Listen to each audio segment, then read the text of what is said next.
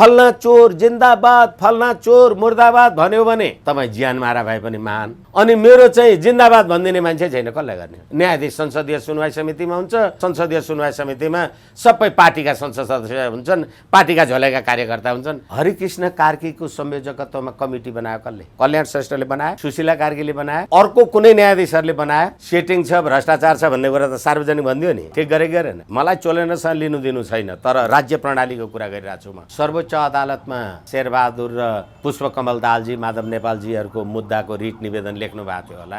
तिनै वकिलहरू सभामुखकोमा गएर होइन सभामुखज्यू यो लिखित जवाब दिनुपर्छ, यस्तो दिनुपर्छ, होइन भने त केपी शर्मा ओलीजी हार्नुहुन्न भनेर वादी र प्रतिवादीको वकिल भएको मै होइन। मैले वादी र प्रतिवादीको दुइटै काम गरेँ भने मेरो लाइसेन्स जान्छ त? यिनीहरूको गयो? विधि छ, कानुन छ देशमा। मलाई लाग्छ अब त 28-30 हजार पुग्यो होला यो देशमा वकिल। यो 2-3-4 जना मान्छेको मात्रै नाउँ किन आउँछ? भर्खरै एउटाको महान वकिल साहबको नाम आयो, 32 करोड कति पैसा विदेशमा लानका लागि, अनि 8 करोड सुविधा लिएर दिस एन्ड द्याट गर्यो भनेर एउटा वकिलले सार्वजनिक रूपमा भन्यो। न्यायाधीश र वकिलको अडियो नै बाहिर आयो। न्यायपालिकाको हैसियत के भएको रहेछ? न्यायपालिका किन यस्तो भयो? हिजो पनि त अदालत थियो। यदि तपाईँले अर्को संसद आएपछि पनि यो महाभियोग कन्टिन्यू गर्नुपर्छ भन्ने हो भने तपाईँले अर्को यो आउने मङ्सिर 4 गतेको निर्वाचनमा अर्को संसद सदस्य छान्न पाउँदैनस् भनेर नेपाली जनतालाई तर्साएको हो तपाईँले। किनभने म आएँ भने त महाभियोग नलगाउन सक्छु, तपाईँ आउँदा पो चोलेन्द्रलाई म ठिक पार्छु कि ठिक पार्छु भनेको छ त। अनि के उसले भोट तपाईँलाई पनि दिनुपर्ने, मलाई दिन नपाउने? अब संसदको विचाराधीन रहेका सबै विधेयकहरू, सबै काम कारबाहीहरू संसदको कार्यकाल सिद्धिएपछि सिद्धियो। अब भोलि आउने संसदले त्यसलाई कसैले हुन्छ भन्यो भने ठिकै छ। मेरो कार्यकाल सिद्धिएर पनि संसदमा रहेका कुराहरू सबै आउने संसदले हेर्ने भन्ने हो भने त त्यो त मेरो उत्तराधिकारी पो हुन्छ त, त्यो नयाँ संसद हुन्छ र? आज त्यति भन्न जान्ने यी वकिलहरू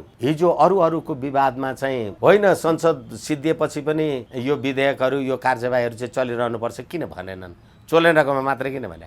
सुशीला कार्कीको महाभियोग के मन परि तपाईँको बग्रेलती जे मन लाग्यो त्यही गर्ने होइन। अहिले महाभियोग के हुन्छ होइन कि महाभियोगको प्रकरणै सिद्धियो, त्यसपछि चोलेन्द्र सर्वोच्च फर्किन पाउँछन् त? कानुनले पाउँछन्, संविधानले पाउँछ। यो देशमा रुल अफ ल छ कि हुल अफ ल छ?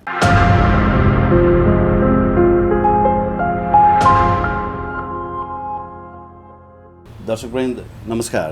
PNB खबर.com को यो विशेष श्रृङ्खलामा हामीसँग वरिष्ठ अधिवक्ता विष्णु भट्टराईजी हाम्रो साथमा हुनुहुन्छ। सर, यहाँलाई हार्दिक स्वागत छ। हजुर धन्यवाद, नमस्ते। संवैधानिक अन्योलतामा फस्यो देश भन्छन् नि मान्छेहरू चोलेन्द्रको प्रकरणमा, अब के हुन्छ सर? यो कुरा गर्यो भने लामो हुन्छ, नगरौँ भन्ने प्रसङ्ग त्यस्तै उठिराखेका हुन्छन्। देश संवैधानिक अन्योलतामा फस्यो भन्ने कुरै के हो? यो संविधान अहिले जे संविधान भनिएको छ, जे आएको छ, यो संविधानको जननी को हो? अब 62-63 को आन्दोलनद्वारा हामीले देशमा यो नयाँ परिवर्तन ल्यायौँ भन्ने जुन राजनीतिक शक्ति, व्यक्ति, नेता, विद्वान, अब हामी जस्तै अब वरिष्ठहरू जे छन्, उनीहरूलाई वास्तवमा 62-63 को आन्दोलन पछाडि यो गतिविधि जे भइराखेको छ, यिनीहरूको ज्ञान, बुद्धि, क्षमता, औकात, हैसियतले भएको छ?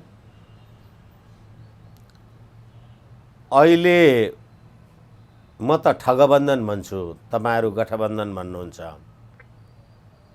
यिनीहरूले बनाएको संविधानको धारा 270 को कुरा गर्ने हो, 269 को कुरा गर्ने हो भने एउटै मात्रै राजनीतिक विचारधारा, आस्था को सङ्घ संस्थालाई मात्रै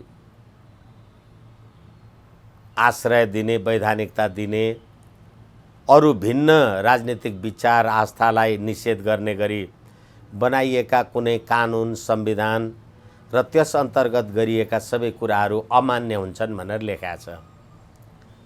अहिले राज्य सञ्चालनमा बसेको यो जुन गठबन्धन भनेको छ, यो कुन राजनीतिक सिद्धान्तमा आधारित छ? नेपाली काङ्ग्रेस र नेकपा माओवादीको राजनीतिक सिद्धान्त एउटै हो। अनि यो समाजवादी र मधेसवादीको राजनीतिक आदर्श एउटै हो। तपाईँ काङ्ग्रेस, तपाईँले प्रजातान्त्रिक स्वतन्त्रता, पुँजीवाद, मानवाधिकारलाई विश्वास गरेर त्यो पार्टीको सदस्यता लिनुभयो। तपाईँ माओवादी, तपाईँ होइन जनताको राजकीय सत्ता र सम्प्रभु सत्ता त बन्दुकको नालीबाट पो निस्किन्छ। त्यहाँ कहाँ विचार पाइन्छ, कहाँ विचार र अभिव्यक्तिको स्वतन्त्रता हुन्छ भनेर तपाईँ 17,000 मान्छे मारेर आउनु भएको मान्छे, अब अहिले तपाईँ काङ्ग्रेसलाई म माओवादीले भोट हाल्नुपर्ने, अनि म काङ्ग्रेसलाई त्यो माओवादीले हाल्ने, त्यो माओवादीले यो काङ्ग्रेसलाई हाल्ने भनेपछि सिद्धान्त कहाँ गयो? र त्यस्तो कुनै गरिएको व्यवस्था संविधान बमोजिम असंवैधानिक हुन्छ। यो सरकारै संवैधानिक छ भने कुन सिद्धान्त र कुन दर्शनको कसको सरकार हो यो भन्नुहोस् त? यो त यहाँले भन्दै आएको जस्तो डक्ट्रिन अफ नेसेसिटी होला नि त। तपाईले डक्ट्रिन अफ नेसेसिटी भनेर विचार र अभिव्यक्तिको स्वतन्त्रतालाई निस्तेज गर्न सक्नुहुन्छ? तपाईको जुन सर्वहाराको अधिनायकवादमा विश्वास राख्ने राजनीतिक सिद्धान्त हो, म जुन पुँजीवादमा विश्वास राख्छु र मानवाधिकार विधिको शासनमा विश्वास गर्छु, मेरो विश्वास तपाईको डक्ट्रिन अफ नेसेसिटीको विषय हुन्छ? त्यस्तो भन्ने हो भने ल डक्ट्रिन अफ नेसेसिटी ओके, एकछिन होइन उनीहरूकै भाषामा डक्ट्रिन अफ नेसेसिटी नै। अनि तपाईलाई डक्ट्रिन अफ नेसेसिटीमा यो गठबन्धनको सरकार बनाउनलाई नेपाली जनताले भोट हालेको छ? नेपाली जनताले मत दिएपछि त नेपाली जनताको अभिमत बमोजिमको यो सरकार होइन नि, यो त चोलेन्द्रले बनाइदिएको सरकार हो। जब सरकारै संविधानले न्यायाधीशले बनाइदिएको छ, यो नेपाली जनताको राज्य व्यवस्थै होइन। अब अहिले संवैधानिक अन्योलताको प्रश्न तपाईले जे उठाउनु भएको छ, यो संविधान बन्दाका बखत त्यतिखेर नेपालका लागि बेलायती राजदूत एन्ड्रयू स्पास्की भन्ने मान्छेले संविधान सभाका सदस्यहरूलाई पत्र लेखेर भन्नुभयो नेपाललाई धर्मनिरपेक्ष राष्ट्र बनाउनुपर्छ भनेर। अनि उहाँले बढ्ता कुरा भन्नुभयो भनेर, राजदूतको हैसियतबाट बढी कुरा भन्नुभयो भनेर उहाँलाई चाहिँ फिर्ता बोलाइयो बेलायत। अनि तर उहाँले ठ्याक्कै जे भन्नुभएको थियो संविधानमा चाहिँ धर्मनिरपेक्ष लेखियो। तर सबै अहिले पनि 94% ओमकार परिवारका मान्छेहरू हिन्दू धर्म मान्छन्, हिन्दू राष्ट्र मान्छन्, हिन्दू संस्कृति र सभ्यता मान्छन्। कसले बनाएको संविधान? प्रचण्डले बनाएको, केपी ओलीले बनाएको, शेरबहादुर सुशील कोइराला कसले बनाएको? यसै कारणले गर्दाखेरि तपाईले डक्ट्रिन अफ नेसेसिटी भन्नुभयो। बेलायतमा त बेलायतको प्रधानमन्त्री जोन मेजरले म क्रिश्चियन धर्मावलम्बी बेलायतको प्रधानमन्त्री हुन पाएकोमा गर्व गर्छु भन्नुभयो। तर आज नेपालमा के हाल छ? भर्खरै अब त फेरि चुनाव आउँदैछ, भर्खरै तपाईले स्थानीय निकायको निर्वाचनलाई हेर्नुभयो।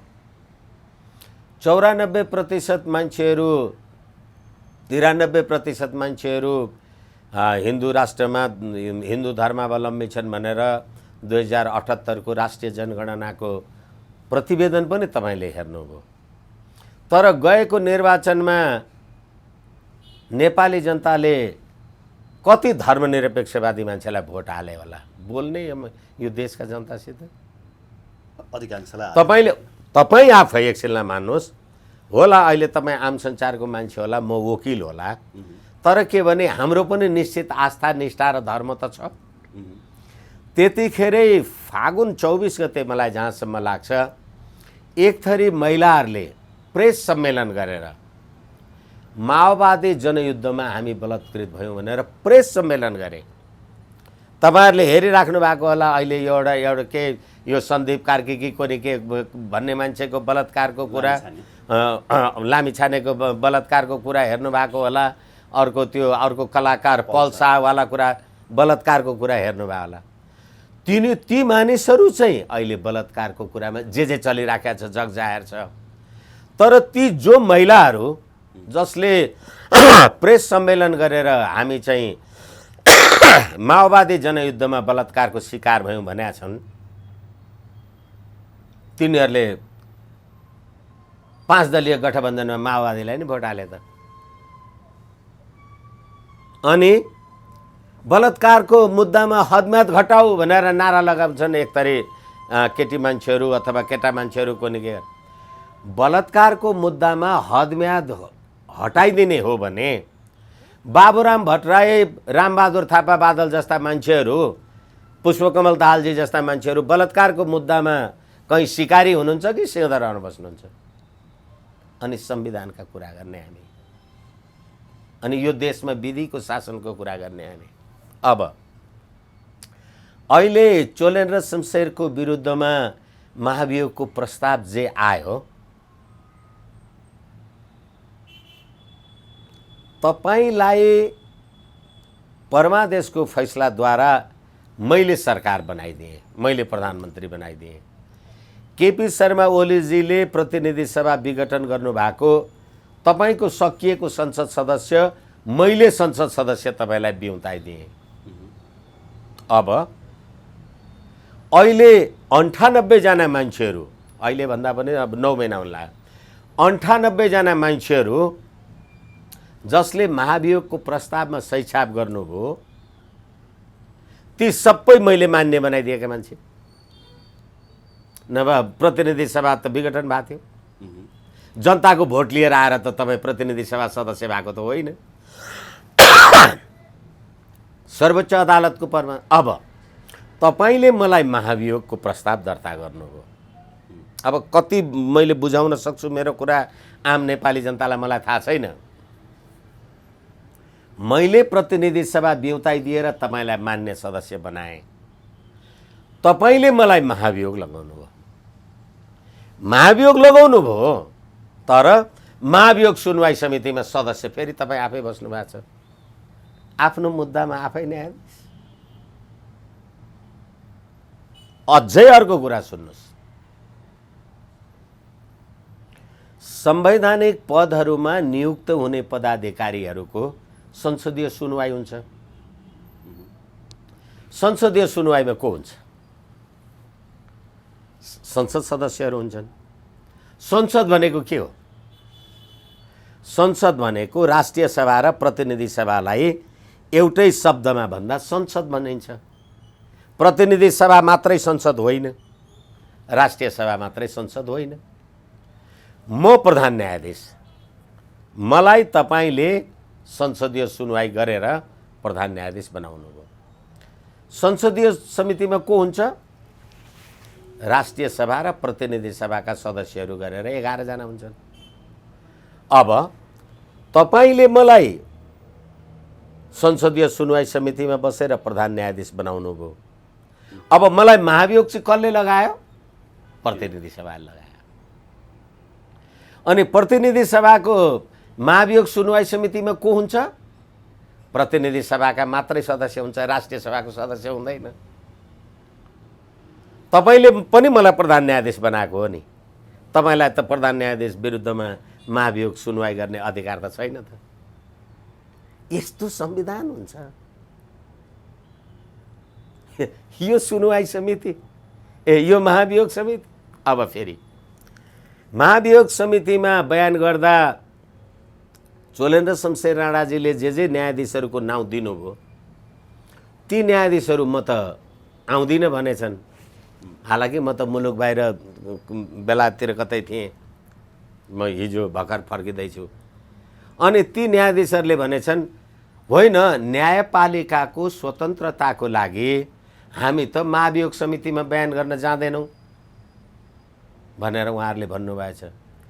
तपाईलाई चाहिँ अभियोग लाग्यो, मलाई चाहिँ अभियोग लाग्यो, म चाहिँ बयान गर्न जानुपर्ने। अनि मैले पोलेको मान्छे चाहिँ नजाने? अब फेरि के हुन्छ अरे? न्यायपालिकाको स्वतन्त्रता समाप्त हुन्छ अरे। लज्जाको सीमा छैन। यो पिएनपी बोलेर साध्य छैन। हिजो त्यही संसदीय सुनवाई समितिका तिनै संसद सदस्य अगाडि म एकछिनलाई मान्नुहोस् कुमार रेग्मी होला अथवा हरिकृष्ण कार्कीजी होला, दीप कुमार होला अथवा जे होला, यो साना प्रधान मल्ल जो होला, हामी तिनै संसद सदस्यका अगाडि होइन मान्यज्यूहरू मलाई चाहिँ न्यायाधीश बनाइदिनुहोस्, म विधिको आदि इत्यादि कोनिकै गर्छु भनेर तपाईँले मलाई मनोनयन गरे होइन? अनि नै राष्ट्रपतिले ओके भन्नुभयो। हिजो म न्यायाधीश हुन चाहिँ तपाईँकोमा गएर बयान दिन हुने। आज यो न्यायाधीश पनि कसुरदार छ भन्यो भने म त अब संसदीय सुनवाई समितिमा गएँ, महाभियोग समितिमा गएँ भने त विधिको शासनै सिद्धिन्छ भन्ने। वाह, यो देशका न्यायाधीश यिनीहरूले दिन्छन् न्याय अनि संविधानको स्पष्टता खोज्ने। अब एकछिनलाई मान्नुहोस्, अहिले अरू सबै अभियोग लगायतका जे कुराहरू गर्नुहोस्, सर्वोच्च अदालतको प्रधान न्यायाधीश चोलेन्द्र शमशेरले रञ्जन कोइरालाको मुद्दामा, कर्तव्य ज्यान मुद्दामा सजाय घटायो भनेको कुराले चाहिँ तपाईँले महाभियोग लगाउनु भयो। यो आक्रोशको सीमा हुँदैन के, त्यसले म वास्तव बोल्न पनि चाहन्न। तर अहिले तपाईँले बेपत्ता पारिएका मानिसहरूको बारेमा छानबिन तथा सत्य निरूपण आयोगको बारेमा विधेयक बनाएर ल्याउँदा यही गोविन्द बन्दी भन्ने यो अहिले जो कानुन मन्त्री छ, अनि उनीहरूलाई त 17,000 नेपाली जनता मारेको कुरामा त आपत्ति छ भनेर अन्तर्राष्ट्रिय एमनेस्टी इन्टरनेसनल, अन्तर्राष्ट्रिय मानवाधिकार आयोगले त त्यो विधेयक त रोक्यो त। तिमीले ल्याउन सकेनौ त भने तिमी ज्यान मारेकाहरूलाई चाहिँ विदेशी शक्तिबाट रोक्ने तिमी एउटा विधेयक पास गर्न सक्दैनौ। अनि त्यहाँबाट तिमी 17,000 मारेकालाई चाहिँ उन्मुक्ति चाहिने हुन्छ। रञ्जन कोइरालाको चाहिँ मुद्दामा सजायको हदम्याद घटायो भन्ने हुँदाखेरि चाहिँ अब प्रचण्ड र चोलेन्द्र शमशेरलाई एकैचोटि सजाय गर्नुपर्ने कि नपर्ने कुरा गर्ने। त्यति मात्रै होइन, यो सर्वोच्च अदालतमा प्रधान न्यायाधीश उप महाभियोग ल्याउँदाखेरि त्यो महाभियोग, त्यो प्रतिनिधि सभा पुनर्स्थापना गर्ने 2078 असार 28 गते हो क्यारे, त्यो फैसला लेख्ने त ईश्वर प्रसाद खतिवडा नि। अरू 4 जना न्यायाधीश चाहिँ के भए? एक्लै त फैसला भएको होइन। मन्त्री परिषदमा भाग खोज्यो चोलेन्द्र शमशेरले भन्नुभयो। अब मैले तपाईँलाई प्रधानमन्त्री बनाएँ, मैले तपाईँलाई प्रधानमन्त्री बनाएपछि मैले तपाईँलाई भनेछु मेरो साडु दाइ हो गजेन्द्र हमाललाई मन्त्री बनाइदेऊ भनेर, र त्यो महाभियोगको विषय हुने रहेछ भने मैले त तपाईँलाई भनेको मात्रै हो। मन्त्री त प्रधानमन्त्रीले बनाउँछ नि, न्यायाधीशले त होइन। मैले पो तपाईँलाई प्रधानमन्त्री बनाएँ त भने मैले चाहिँ भाग खोजेँ भनेर मलाई चाहिँ तपाईँ महाभियोग लाउनुहुन्छ। मैले भनेको मानेर उसलाई मन्त्री बनाउने तपाईँ के हुनुहुन्छ? तपाईँ चोखो हुनुहुन्छ? त्यो त मैले पनि उठाउँदै आएको प्रश्न हो। त्यो तपाईँले मैले उठाउने कसैको व्यक्तिगत विषय होइन, यो राज्य प्रणालीको कुरा गरे हो, यो विधि र पद्धतिको कुरा गरे हो। अहिले जुन पूर्व न्यायाधीशहरू, पूर्व प्रधान न्यायाधीशहरू कोनी के भनेर भन्छन्, यो देशमा म 2 महिना अगाडि स्विडेन पुगेर आएको।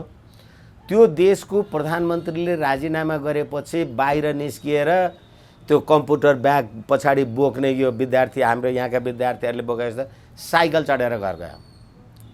यहाँका तपाईँ पूर्व न्यायाधीश, प्रधान न्यायाधीश भएका मान्छेहरू कति सरकारी सुविधा, गाडी, मोटर, सेना अथवा सुरक्षा निकायको उ गरेर तपाईँ हामीले तिरेको कर खान्छन्, उनीहरूले देशलाई के दिएछ?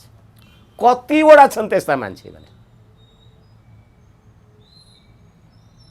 सबैले म प्रधान न्यायाधीश, तपाईँ भूतपूर्व प्रधान न्यायाधीश, म प्रधान न्यायाधीशलाई तपाईँ हिजो बहालमा बसेको न्यायाधीश सरह गरेर तँ यो गर उ गर भनेर आदेश दिने तपाईँको टाइममा भ्रष्टाचार थियो कि थिएन? भ्रष्टाचार चोलेन्द्र शमशेर आएपछि भएको कि ललिता निवास प्रकरणमा माधव नेपाल र बाबुराम भट्टराईवाला कुरा उठेको हो? ललिता निवास बेचेर नखाने चाहिँ को छ? काङ्ग्रेसको विजय गजदार छ कि छैन? एमालेको विष्णु पौडेलवालाहरू हो कि होइनन्? अनि तिनीहरू नै कुमार रेग्मी उसको 8 आना जग्गा भाटभटेनी सुपर मार्केटको लिगल एडभाइजर भएर आफ्नो नाममा लिने खाने मान्छे उनकी होइनन्? अनि कानुन कसलाई लाग्ने? अनि तपाईँ हामी संविधानका कुरा गरेर बसिरहेछौँ। यो देशमा संविधान छ? वेल जे भए पनि अहिले अब महाभियोग के हुन्छ भन्ने कुरा चाहिँ महाभियोग सिद्धियो। किनभने अँ, यो मैले धेरै आम सञ्चारमा भनेको छु, तपाईँले बनाएको प्रतिनिधि सभा नियमावली 2075 को नियम 161 163 एनिवे जे होस् कन्फ्युज हुन्छ।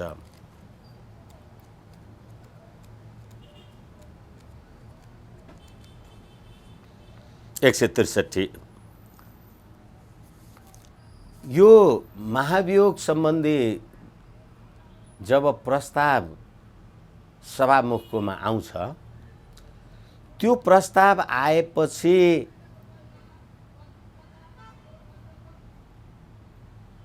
बसेको प्रतिनिधि सभाको बैठकमा 7 दिनभित्र तपाईँले त्यो प्रस्ताव पेश गर्नुपर्छ।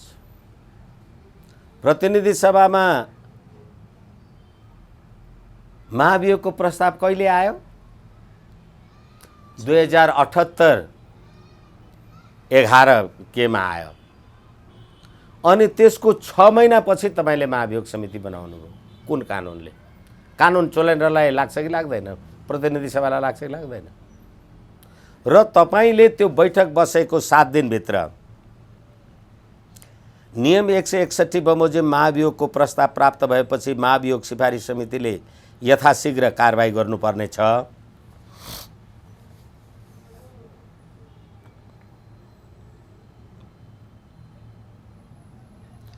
महाभियोग सिफारिस समितिले आफ्नो कारबाही प्रारम्भ गरेको मितिले बढीमा 3 महिनाभित्र सिफारिस सहितको प्रतिवेदन दिनुपर्ने छ भनेर अहिले उपनियम 1 बमोजिमको प्रस्ताव प्राप्त भएपछि महासचिव वा निजको अनुपस्थितिमा सचिवले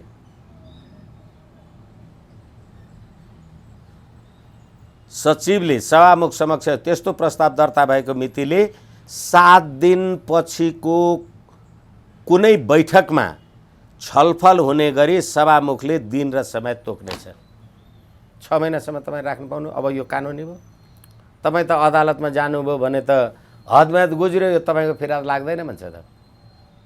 तपाईँले 15 दिनभित्र नालिस गर्नुपर्ने 16 दिनमा आउनुभयो, फिर्ता गर्नुहोस् भन्छ त। यो के हो? सिफारिस त गर्यो त फेरि हिजो महाभियोग लगाउने भनेर महाभियोग समितिले। अब यो चाहिँ के हो भने हामी भन्छौँ रुलर्स ल, रुल अफ ल। शासकको विधान कि विधिको शासन?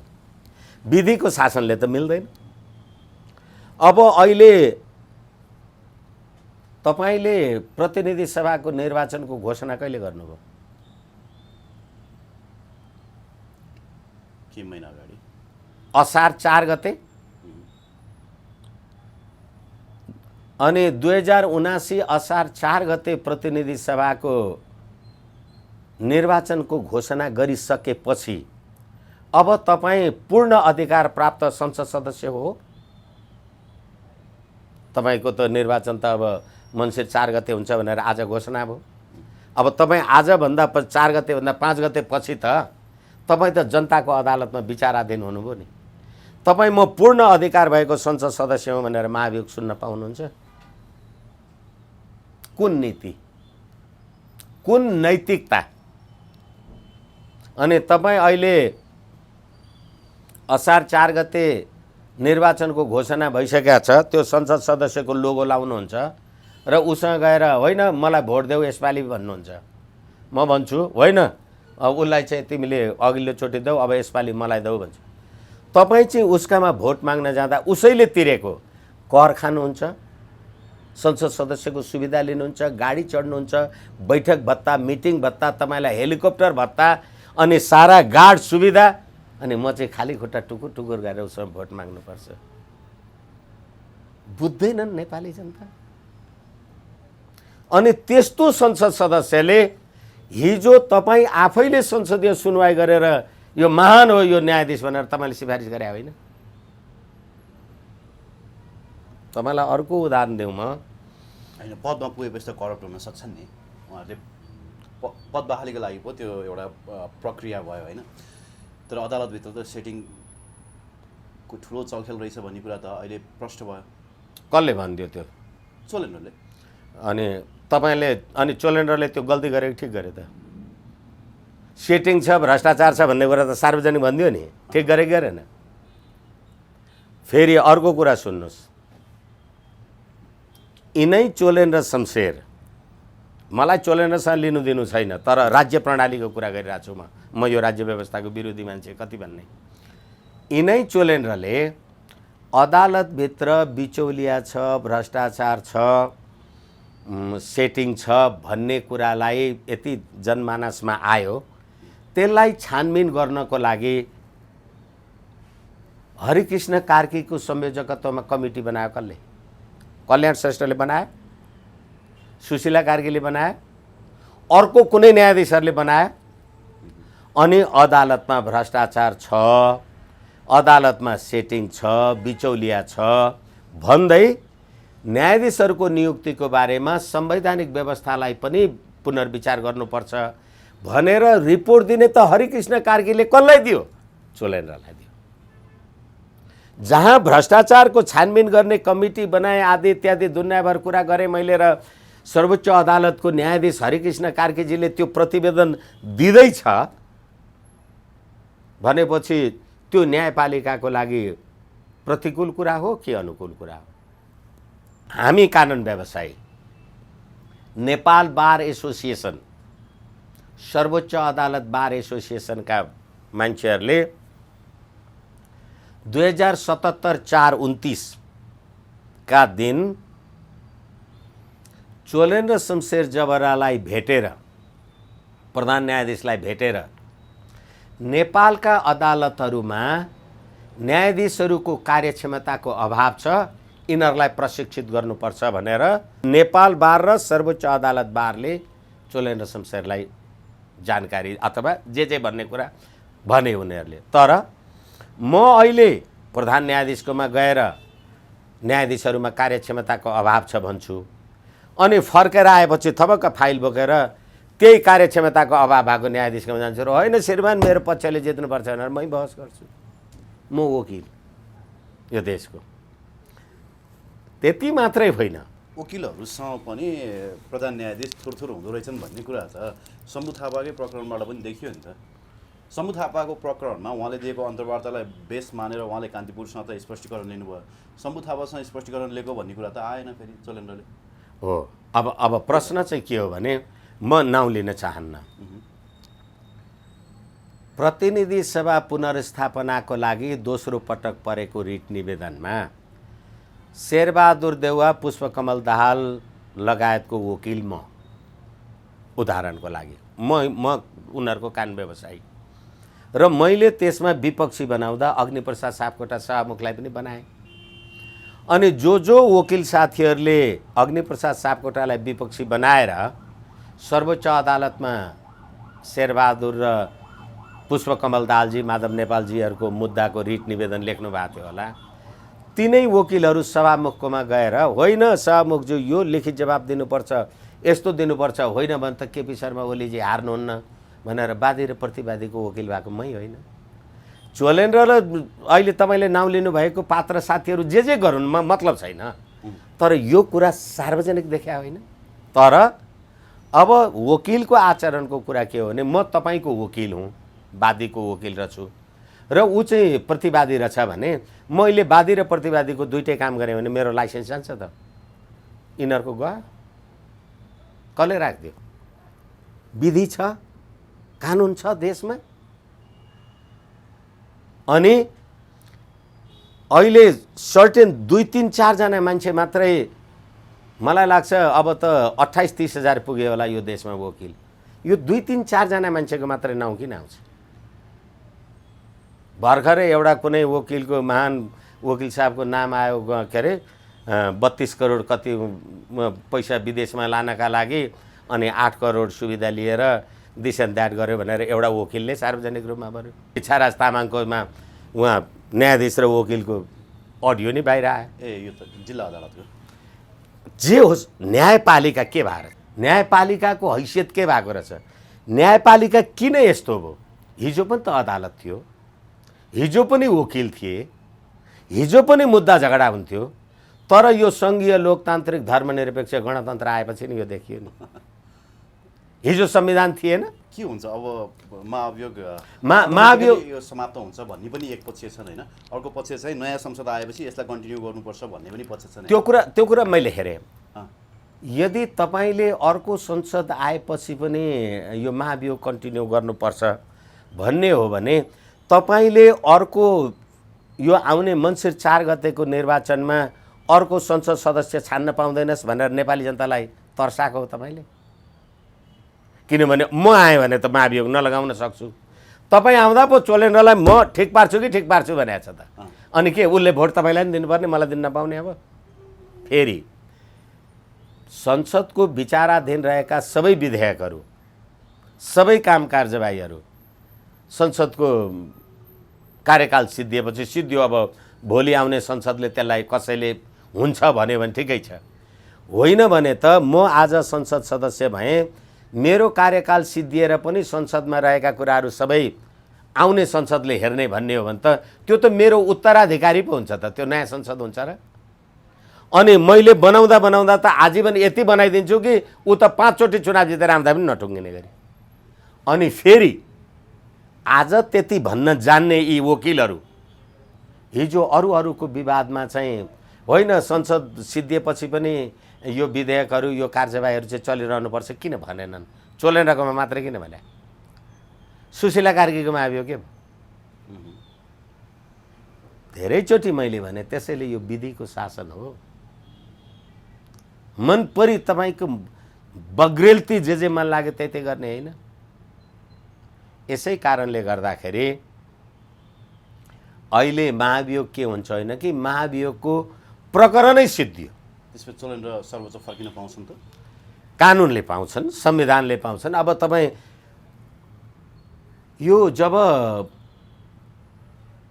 62-63 को आन्दोलन समाप्त भयो र कृष्णजङ रायमाझी भन्ने मानिस सर्वोच्च यो जनआन्दोलन दबाउने कुनै छानबिन कमिटीको सदस्य हुनुभयो अथवा उहाँको संयोजकत्वमा कमिटी बन्यो, त्यतिखेरको प्रतिनिधि सभाले, त्यतिखेरको पुनर्स्थापित प्रतिनिधि सभाले एउटा कानुन बनायो कि राजा ज्ञानेन्द्रको शासनकालमा सत्तामा आदि इत्यादि रहेका मान्छेहरूले चुनाव लड्न नपाउने, कुनै के गर्न नपाउने भनेर। कल्याण श्रेष्ठ, बलराम केसी तिनै लगायतको तिनीहरूको 5 जनाको इजलासमा मैले भनेको थिएँ, यो देशमा रुल अफ ल छ कि हुल अफ ल छ? फल्ना चोर जिन्दाबाद, फल्ना चोर मुर्दाबाद भन्यो भने तपाईँ ज्यान मारा भए पनि महान। अनि मेरो चाहिँ जिन्दाबाद भनिदिने मान्छे छैन, कसलाई गर्ने? न्यायाधीश संसदीय सुनवाई समितिमा हुन्छ, समितिबाट आउँछ, संसदीय सुनवाई समितिमा सबै पार्टीका संसद सदस्य हुन्छन्, पार्टीका झोलेका कार्यकर्ता हुन्छन्, मेरो पार्टी नै छैन, के गर्ने? यसै कारणले गर्दाखेरि अहिले जे कुरा भनिएको छ त्यो नेपाली जनताको राजकीय सत्ता र नेपाली जनताको सम्प्रभु सत्ता विरुद्ध नेपाली जनताको सम्प्रभु सत्तालाई चुनौती हो। यो तपाईँले भन्न पाउनुहुन्छ? हिजो तपाईँले चाहिँ गरेको काम कारबाही संसद सिद्धिएपछि टुङ्गिने, अनि उसले चाहिँ गरेको काम कारबाही होइन फेरि आकाले पनि त्यही गर्नुपर्छ भन्ने तपाईँको। ओके सर, म जाँदै अर्को एउटा प्रसङ्ग जोड्न चाहेँ होइन। हिजो डाक्टर बाबुराम भट्टराईले संसदमा अन्तिम पटक बोल्दै गर्दा अथवा भनौँ संसदको अन्तिम दिनमा बोल्दै गर्दाखेरि के भन्नुभयो भने बालेन र हर्कहरू त झिल्को मात्रै हुन्, युवाहरूको आक्रोश यति बढिसक्यो कि अब दूरदराज र गाउँमा त हामी हाम्रा कार्यकर्ता प्रयोग गरेर जितौँला, सहरमा त को बढारिन्छन् त्यो यो चुनावले देखाउँछ भन्नुभएको छ। यहाँलाई के लाग्छ अब यो अराजकता विरुद्ध युवाहरू जाग्छन् अथवा मङ्सिर 4 गते उहाँहरूले तपाईँले भने जस्तै नयाँ व्यक्तिहरू नयाँ पात्रहरू ल्याउँछन्? यो 62-63 को आन्दोलन गर्दाखेरि त्यो आन्दोलनमा यो दफा लेख्नुपर्छ भनेर नेपालीलाई थाहा थियो थिएन। अनि दिल्लीमा त्यो 12 बुँदे सहीछाप गर्दाखेरि कुन नेपालीले देखेका थिए र यहाँ ढुङ्गा हाने थिएन। अनि अहिले अघि हामी कुरा गर्दा भन्यौँ सत्य निरूपण तथा मेलमिलाप आयोग ऐन बनाउँदा अहिले चोलेन्द्रको महाभियोगले यत्रो हामी अहिले यति लामो छलफल गऱ्यौँ, खोइ त बाँकी संसारले केही भन्दैन त। तर एमसिसी पास गर्दा चीन बोल्यो नि, भारत पनि बोल्यो। सत्य निरूपण तथा मेलमिलाप आयोगवाला ऐन ल्याउँदा फेरि पनि अन्तर्राष्ट्रिय मानवाधिकार कमिटीहरू त बोले, युएनओ त बोल्यो। भनेपछि कसले बनाइदिएर छ यो? र फेरि अहिले म धेरैचोटि भन्ने गर्छु, तपाईँ मोटरमा चढ्नु भएको छ भने त्यो मोटरलाई थाहा हुन्छ कहाँ जानुपर्छ भनेर? कसलाई थाहा हुन्छ? ड्राइभरलाई। ड्राइभरलाई थाहा हुँदैन। तपाईँ भन्नुहुन्छ मालिकलाई, म भन्छु मालिकलाई पनि थाहा हुँदैन। कसलाई थाहा हुन्छ? त्यो मालिकको मालिक कोही रहेछ भने त्यसलाई थाहा हुन्छ। एउटा उदाहरण सुन्नुहोस्, अहिले रामवरणजीहरू जेसुकै फलाएको यिनीहरू, पुष्पकमल दाहालजी पहिलोचोटि प्रधानमन्त्री हुँदा उहाँले त्यतिखेरको प्रधान सेनापति निकाल्ने निर्णय गर्नुभयो। यिनै रामवरण यादवले के भने, म भैँसी चराएर आएको भैँसी गोठालो, म यो पदावधि सिद्धिएपछि भैँसी नि चराउन जान्छु, तर यो काम कारबाही चाहिँ मान्दिनँ भनेपछि भैँसी चराछन्। अहिले बेलायतमा क्विन एलिजाबेथ महारानी 70 वर्ष शासन गरिन्। 70 वर्ष शासनमा बस्दाखेरि एउटा राष्ट्रपतिको 5 वर्षको पदावधि भनेपछि कति 14वटा राष्ट्रपति बराबरको त्यो आर्थिक दायित्व जे हो त्यो राज्यले बिहोर्नु परेन होइन भने जस्तै उनीहरू त अब राष्ट्रपति भएको मान्छे त भैँसी चराउन जाने रहेछ। अनि पुष्पकमल दाहालजीले के भन्नुभयो त्यतिखेर भने उहाँले राजीनामा दिनुभयो, सेनापतिले राजीनामा गरेन अथवा रामवरणजीले गरेनन्। माधव नेपालजीको गभर्मेन्ट भन्दा उहाँले भन्नुभएको थियो यो सरकार यसको मालिक दिल्लीमा बस्छ, म यसको मालिकसँग कुरा गर्छु, योसँग कुरा गर्दिनँ भनेको बानेश्वरको खुला सभामा प्रचण्डजीले भनेको कुरा। प्रचण्डजीले भनेको कुरा। हिजो मालिक नारायण हिटीमा बस्थ्यो, अहिले मालिक दिल्ली पुर्याउने काम कसले गरे? प्रचण्डले। यसै कारणले गर्दा मालिकको अगाडि सहीछाप गरेर आउनुभयो। त्यति मात्रै होइन, यो कति कुरा गर्ने भने यो 75 सालदेखि नागरिकता विधेयकको पनि के आदि इत्यादिको कुरा भयो। फेरि त्यो अर्को घन्टौँ विषय हुन्छ एकैछिन। तर 75 सालदेखिको नागरिकता विधेयक आरजु देउवा र पुष्पकमल दाहालजी दिल्ली पुगेर आएपछि फास्ट ट्र्याकबाट किन पास गर्नुभयो? फास्ट ट्र्याक भने के? संसदमा छलफल नगर्ने, कमिटीमा छलफल नगर्ने। अनि नागरिकता विधेयक पास गरिसकेपछि अनि बल्ल चोलेन्द्रको कार्यवाही अगाडि लिएर आउनुभयो। तपाईँले चलाउनु भएको छ देश। यसै कारण होला अब कसले भोट हाल्छन् कसले भोट हाल्दैनन्। यो यो यो बाबुराम अथवा यो जेएनयुका यी कारिन्दाहरू यिनीहरूको कुरा मलाई त्यसरी लाग्नु मन लाग्दैन। तर अस्ति तपाईँले काठमाडौँको निर्वाचनलाई हेरेर भन्नुभएको हो भने मैले धेरैचोटि भनेको छु, सुनिता डङ्गोल पनि चुनाव जितिन्, बालेन शाह पनि चुनाव जिते। स्वतन्त्रको त बाढी आयो भनेर तपाईँहरू अथवा धेरै मान्छेहरू भन्छन्, तर बालेनले त 61,000 चान्चुन ल्याए, सुनिताले त 66,000 लिएर आइन् नि। त्यो स्वतन्त्रले जित्या कि पार्टीले जित्या थियो? फेरि 32 वटा वडा काठमाडौँमा एउटा वडामा 5 जना निर्वाचित हुने, अध्यक्ष 4 जना भनेपछि 162 जनाको 30 पंचे 150 160 र एउटा मेयर र एउटा उपमेयर गरेर 162 जनाको स्थानीय सरकार भयो, नगरपालिका। 161 जना त सबै पार्टीबाट चुनाव जितेका छन् नि, एउटा बालेन मात्रै न हो। अहिले डोजर हिँडाउँदै हुनु होला, के गर्दै हुनु होला, त्यसको नेगेटिभ पोजिटिभ आफ्नो ठाउँमा जे कुरा होला फेरि हामी पछि कुरा गर्दै जाउँला। तर के हो भनेदेखि राजनीतिक दलहरूको औचित्य हैसियत सिद्धिएको भन्ने हो र यो ठगबन्धनवाला कुरा गर्ने हो भने त राजा महेन्द्रले भन्दैकै थिए नि त निर्दलीय व्यवस्था। किन तिमीलाई चाहिएको थियो बहुदल? पञ्चायतमा फर्केर जाने हो, निर्दलीय हुने हो? अनि त्यहाँबाट भैँसी गोठालो राख्ने कि? अब अहिले विद्यादेवी भण्डारीजीले नागरिकता विधेयक होल्ड गर्नुभयो, के गर्नुभयो आदि इत्यादि भनेपछि अब विद्यादेवी भण्डारीजीले प्रमाणीकरण गर्नु भएन, के गर्नुहुन्छ? तपाईँले मत दिएर राष्ट्रपति बनाएको होइन, अनि तपाईँले मत दिएको मान्छेले तपाईँले गरेको पठाएकोलाई प्रमाणीकरण गर्दैन भने नैतिकता तपाईँसँग चाहिँ छ कि छैन? राजनीतिक जिम्मेवारी। अनि तपाईँ चाहिँ चुनावको घोषणा भएपछि नागरिकता विधेयक पास गर्ने। अनि यस्तो मुलुकमा अब हामीले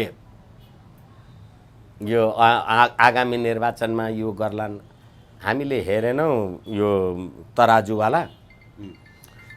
तराजुवाला पनि बीबीसीमै काम गर्ने कर्मचारी हुनुहुन्थ्यो क्या र, रविन्द्र मिश्र। अनि अहिले आएको हाम्रो स्वतन्त्र राष्ट्रिय पार्टीको अध्यक्ष के हुनुहुन्छ अरे हाम्रो रवि लामिछाने। अब रविन्द्र पनि रवि पनि नाउँ पनि उहाँ पनि बीबीसीबाटै अथवा अखबारी जगतबाटै रिटायर भएर आउनुभयो होला। एउटा प्रेसमा काम गर्ने मान्छे, एउटा कुनै होला पपुलर कार्यक्रम भयो होला, त्यो गरेको मान्छेले एक्लै पार्टी चलाउन सक्ने साधन, स्रोत, शक्ति, सम्पत्ति, सामर्थ्य देश विदेश कहाँबाट आउँछ होला? आइरहेछ। कहाँबाट आउँछ होला?